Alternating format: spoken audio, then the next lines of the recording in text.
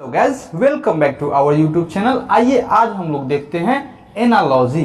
Topic है हम लोग के सामने एनालॉजी। अब हम लोग समझते हैं कि रीजनिंग में जब एनालॉजी से क्वेश्चन आता है तो कितना प्रकार से होता है। बहुत सारे किताब में एनालॉजी को 4 भाग में बांटा गया है और सबको अलग अलग जगह पढ़ाया जाता है।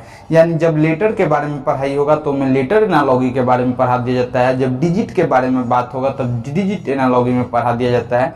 लेकिन हम इस चैप्टर में क्या करेंगे कि सारा जितना एनालॉजी होता है, जितना प्रकार का एनालॉजी होता है, सारा को सिर्फ एक चैप्टर में कवर किया जाएगा। सब एक दूसरे से रिलेटेड ही होता है। एनालॉजी मतलब समानता होता है। यहाँ पर देखिए हम लोग के पास, हम पहले क्लियर कर देते हैं कि एनालॉजी 4 प्रकार के होता है। एनालॉजी से प्रश्न 4 तरीका से पूछे जा सकते हैं। यहाँ पर देखिए टाइप 1 है, टाइप 2 है, टाइप 3 है, टाइप 4 है, यानी 4 तरह से एनालॉजी में प्रश्न आते हैं। यहाँ पर देखिए टाइप 1 में हम लोग लिखे हैं वर्ड एनालॉजी। वर्ड एनालॉजी के में हम लोग कैसे देखेंगे, इसका एग्जाम्पल हम भी लिख दिए कि मान लीजिए लोमड़ी क्या होती है, लोमड़ी चालाक।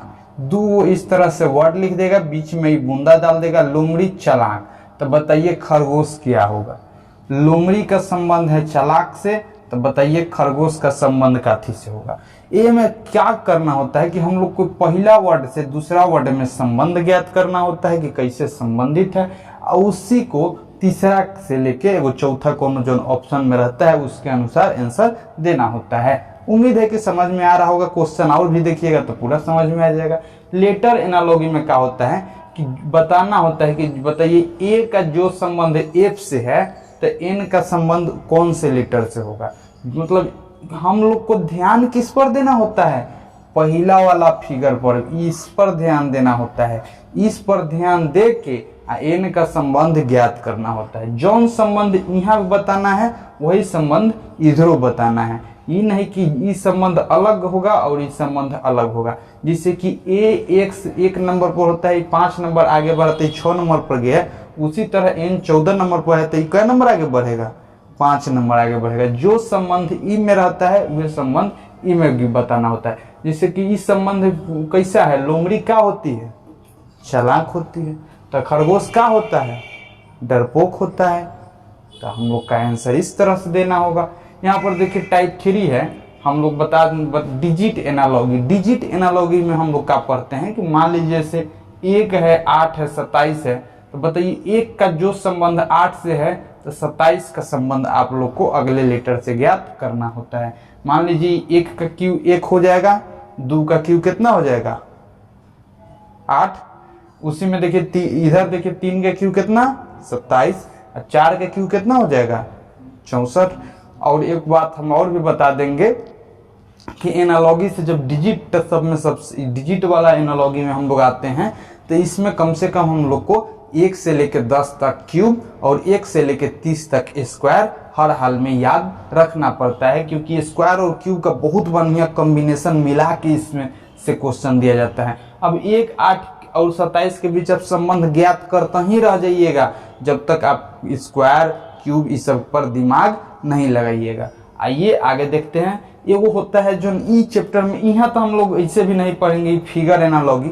ये फिगर एनालॉजी जो होता है ये सिर्फ और सिर्फ नॉन वर्बल का टॉपिक होता है। नॉन वर्बल यानी जो भाषा से आधारित नहीं रहता है, जो फिगर पर रहता है। तो नॉन वर्बल रीजनिंग जब हम लोग पढ़ेंगे उसमें हम लोग पढ़ेंगे फिगर एनालॉजी के बारे में। इहो में वही समानता होता है। बताइए कि भाई जिस तरह इस सर्किल का संबंध अगला सर्किल से है वही बताना होगा कि रेक्टेंगल मतलब स्क्वायर में यानी वर्ग का संबंध कौन सा वर्ग से होगा। जो संबंध इस सर्किल का इस सर्किल से, वर्ग का कौन सा संबंध सही होगा। 4 गो ऑप्शन रहता है, उसी में से हम लोग को एगो टिक करना होता है।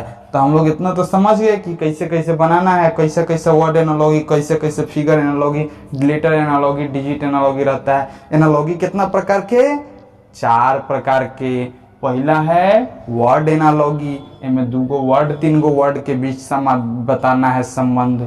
इसके बाद लेटर एनालॉजी, इनमें लेटर के बीच संबंध बताना है। उसके बाद डिजिट एनालॉजी, इनमें अंक के बीच संबंध बताना है। और फाइनली फिगर एनालॉजी जो नाम में हम लोग को फिगर के बीच संबंध बताना है।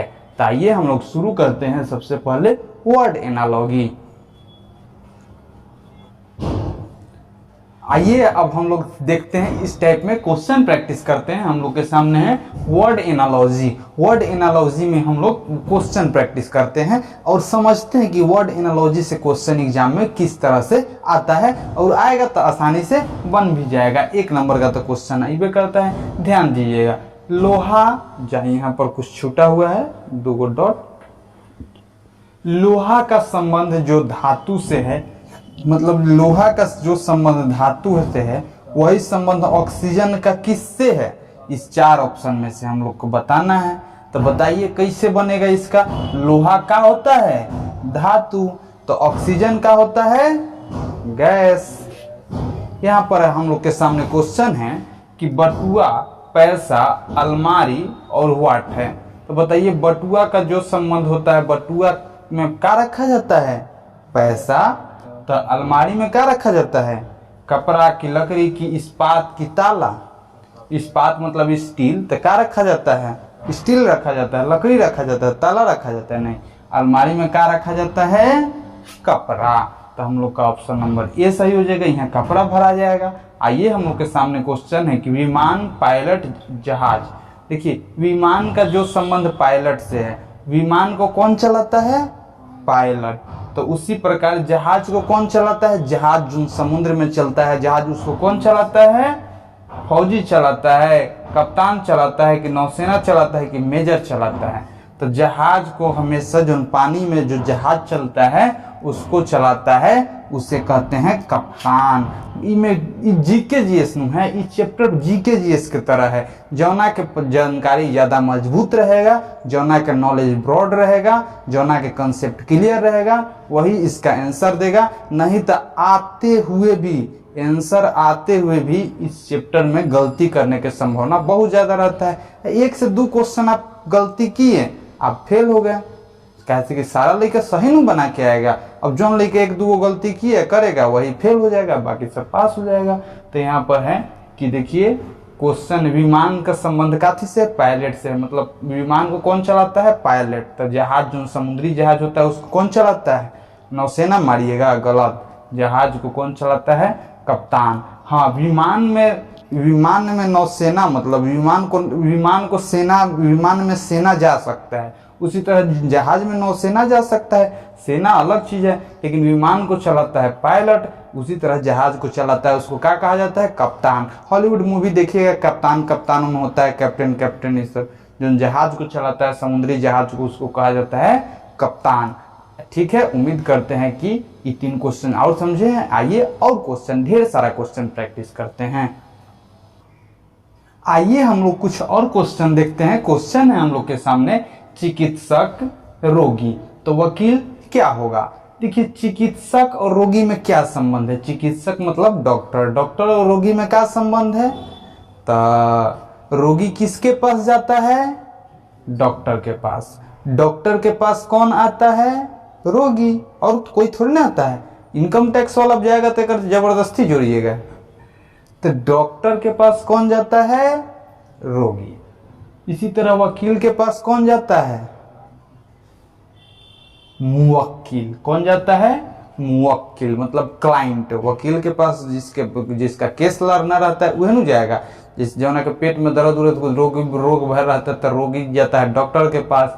उसके बाद जना के मतलब केस लड़ना होता है उसको कहते हैं मुवक्किल। अब मुवक्किल किसके पास जाता है? वकील के पास। तो हम लोग का ऑप्शन ये उपभोक्ता ग्राहक, ये सब ना, ग्राहक नहीं जाता है वकील के पास, ग्राहक तो जाता है दुकान के पास। दुकान रहता तो ग्राहक लिखते, लेकिन वकील है तो क्या लिखेंगे यहाँ पर? मुवक्किल। ऐसे भी फिल्म उलिम में देखते होंगे, हमारे मुवक्किल का कहना है कि हमारे मुवक्किल उस समय मौजूद नहीं थे, होता ना घटना ये वारदात पर मौजूद नहीं थे हमारे मुवक्किल। तो मुवक्किल कौन होता है? मुवक्किल मतलब जो आप जाके कहिएगा वकील के कि हमारा केस लड़िए, तो आप हुए वकील। भले आप हुए मुवक्किल, आपका केस जो लड़ेगा वो हो गया वकील। उसी तरह रोगी आप कोई है वो जाएगा डॉक्टर के पास, तो मुवक्किल जाएगा वकील के पास। अश्वशाला आदमी, भले अश्वशाला तो आदमी क्या होगा? अश्व मतलब घोड़ा। अश्व कहाँ रहता है? अश्वशाला में रहता है। तो आदमी कहाँ रहता है?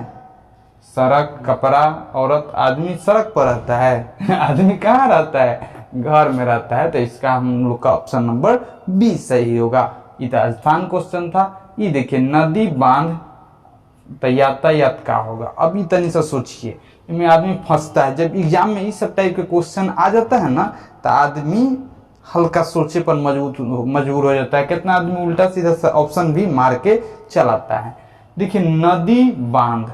अच्छा, नदी के प्रवाह को रोकने के लिए उस पर क्या बनाया जाता है?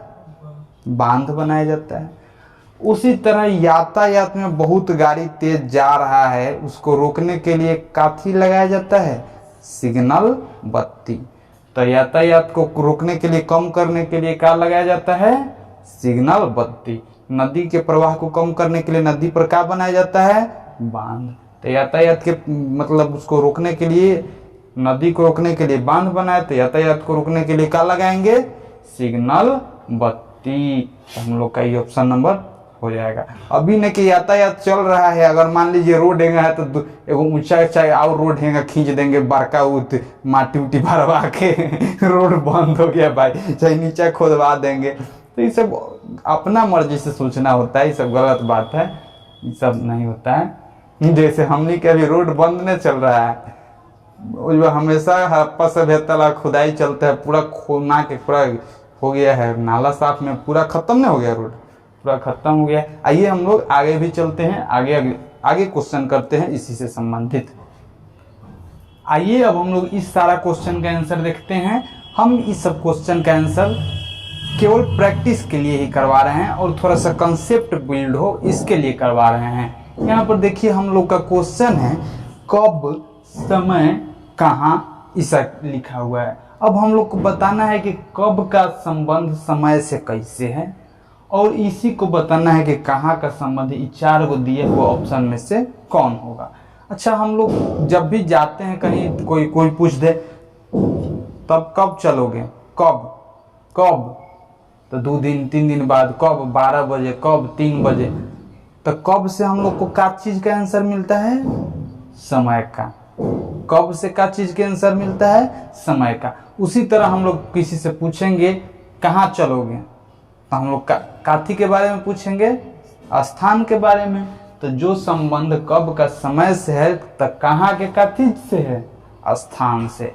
कहाँ का चीज से है? यहाँ वाट की जगह पर क्या भरा जाएगा? स्थान। तो हम लोग समझ गए। आइए अगला क्वेश्चन, स्थान, हम लोग का ऑप्शन नंबर डी हो जाएगा। आइए अगला क्वेश्चन है गल्फर मछली मानव। मछली का चीज से सांस लेती है? गल्फरा से। तो मानव का चीज से सांस लेता है? नाक से। तो ऑप्शन नंबर डी हो जाएगा हम लोग का नाक। आइए हम लोग के सामने क्वेश्चन है मूर्तिकार प्रतिमा बनाता है। मूर्तिकार जो बनाता है, जो दुर्गा जी, सरस्वती जी, गणेश जी, इस सब के मूर्तिकार उस सब का क्या बनाता है? प्रतिमा बनाता है या मूर्ति। प्रतिमा मूर्ति एक ही चीज को कहा जाता है। तो मूर्तिकार क्या बनाता है? प्रतिमा। तो कवि क्या बनाता है? कवि क्या करता है? मूर्तिकार का काम है प्रतिमा बनाना, तो कवि का काम क्या है? कविता लिखना। तो हम लोग का इसका आंसर हो जाएगा कविता। उम्मीद है कि आपको ये सारा क्वेश्चन जरूर समझ में आया होगा। ठीक है, आज के लिए इतना ही। अब अगले वीडियो में हम लोग अगले टाइप के बारे में देखेंगे। मिलते हैं अगले वीडियो में, तब तक के लिए बाय बाय।